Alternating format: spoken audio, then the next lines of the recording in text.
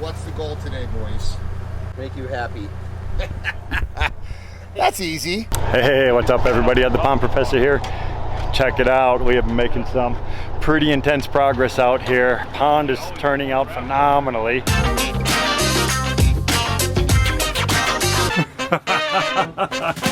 Logistics still a little bit of a challenge, like they always are. Logistics will make or break your project, and this one is holding up exactly to that saying, because we have pinch points. We have certain areas where you can come in and out. We don't have staging areas here in the back, staging the majority of the materials in the front and then bringing them in small waves as necessary. Let me show you what we've done. Remember, started out down here 2 weeks ago, 50 of those large AquaBlox, permeable pavement on top of that. Going to capture all that rainwater. I don't know the exact square footage of this, say 250-ish for 1 inch of rain falling on this area. That's going to be 150 gallons of water. Plus we have all the water that's going through this higher water feature is going to continue going by gravity down to feed this stuff. Remember that big slab that set our elevation for our pavers? Waterfall is looking phenomenal. All we have to do next is come in with river stone to kind of fill all these cracks and crevices and joints. Earlier in the week, came in with a couple of these big slabs, brought in that really cool stump as that center stage. I mean, really tons of character on that. And then we've added in some other logs and things like that just to make it look like it wasn't one piece. When you're looking in nature, you're not going to find just one stump. You're going to find stumps and logs and twigs and broken pieces lying all over the place. So that's exactly what we wanted to do. I'm going to start up here on the very top of this. This is setting our elevation for our waterfall that's coming in. That level is setting all the water for the entire pond. Water's going to cascade down, it's going to twist, it's going to turn, then it's going to crest over this low spot right here in this log. Once the water crests over that, it's going to spread itself out nice and wide here, and then it's going to cascade and work its way down into our reservoir. Over on this side, more of a narrow gorge, deep water, but we're going to have just a little ribbon of water kind of coming down into this section. Right here we have a bridge going across. Bernie's actually building those as we speak. And then we have these big rock slabs over here. These are all beautiful destination places. Love the look of all these things. There will be a small patio right over here where this machine's at.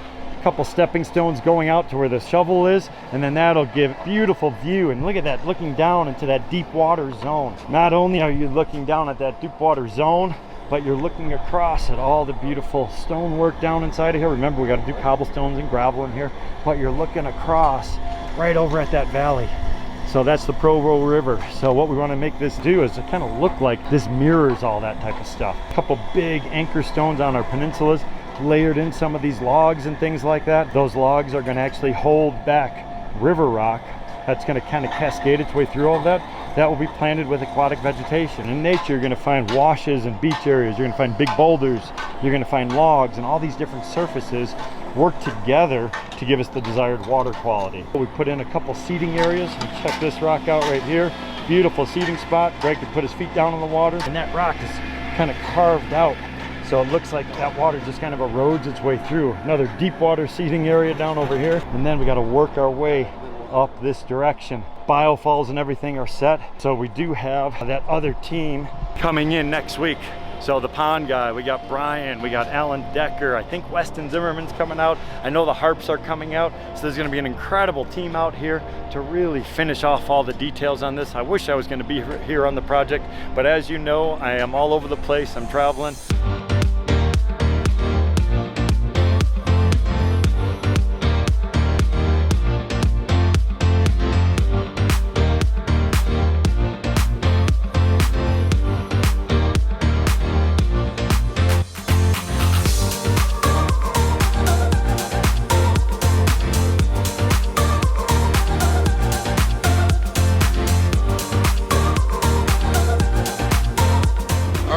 Moving dirt, and check out how this pond is now taking shape.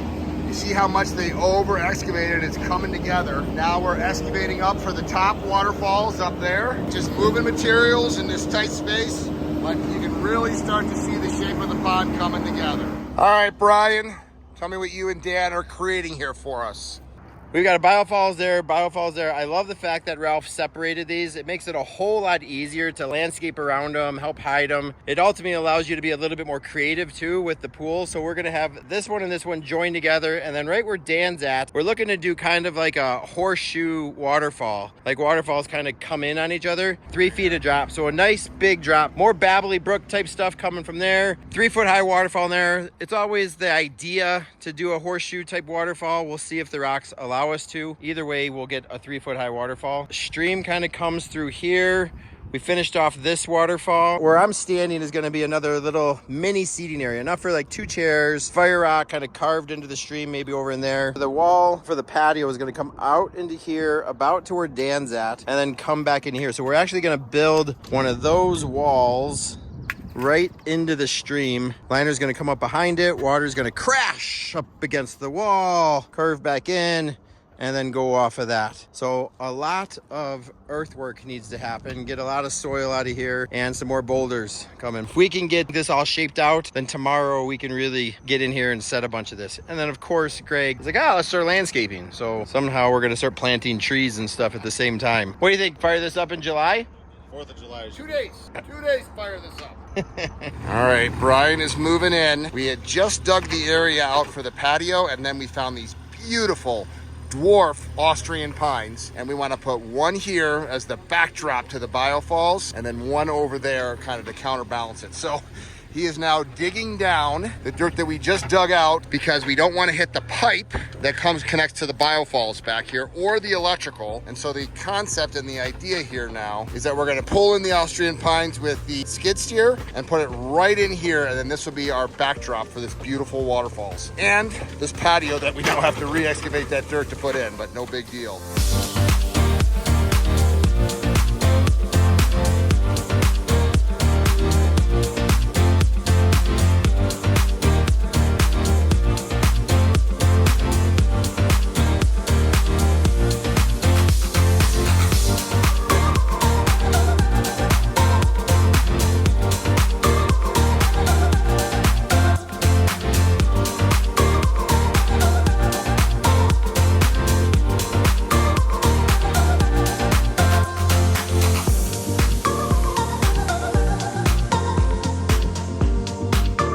Liner is ready to go in. The base material is in for the upper patio. First waterfall there, second biofalls over there. We're gonna come down in 2 streams and then go to a sheet style waterfall. We are 36 hours away from having this water flowing. The pond is completely done. I absolutely love the rocks and the shape. The patio is completely done. The electrician is out there. Things are coming together. Real nice. Super exciting. The seam is going in, and this process is not complicated. It just takes time and patience and a couple of extra hands and a board. That seam gets done for that stream to come in over there. It'll be a stronger joint than the liner itself. That'll be a very strong bond once it's done with the primer, the glue, the double-sided tape, and the cover tape. All right, so they have the trench excavated. They're now putting the base material down for the wall.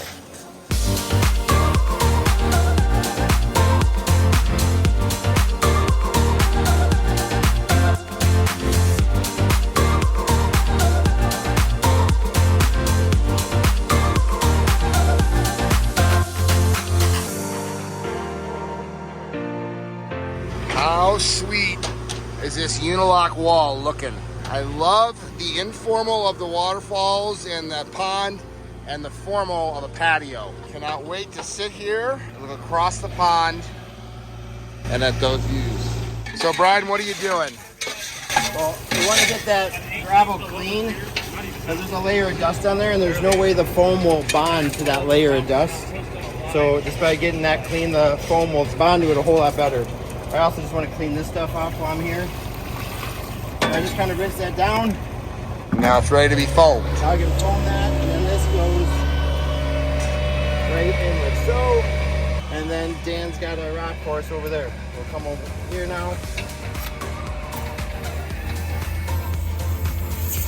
So the foam adheres actually better when the surface is a little damp. Way better. Okay, now the foam is there. Putting the fabric on top of it. Pretty much right away you're gonna set the boulder, right? And the reason I like to use fabric instead of, like, you could use scrap liner, but the foam bonds to this so much better than the liner. If you think about it, the liner's a smooth surface. Yeah. Like, if I get foam on your clothing, it's on there for life. The last trick is to take a water bottle. I'll put like 5 little holes in here. Even making that moist, that moisture will go through here, and the foam is going to cure like rock hard. Because it's got Wants a little bit of moisture on both sides. There you go. Pro tip of the day.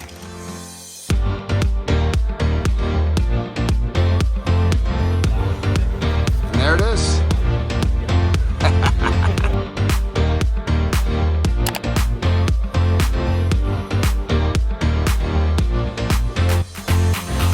Fire, water, perfection. Bless you. Bless you.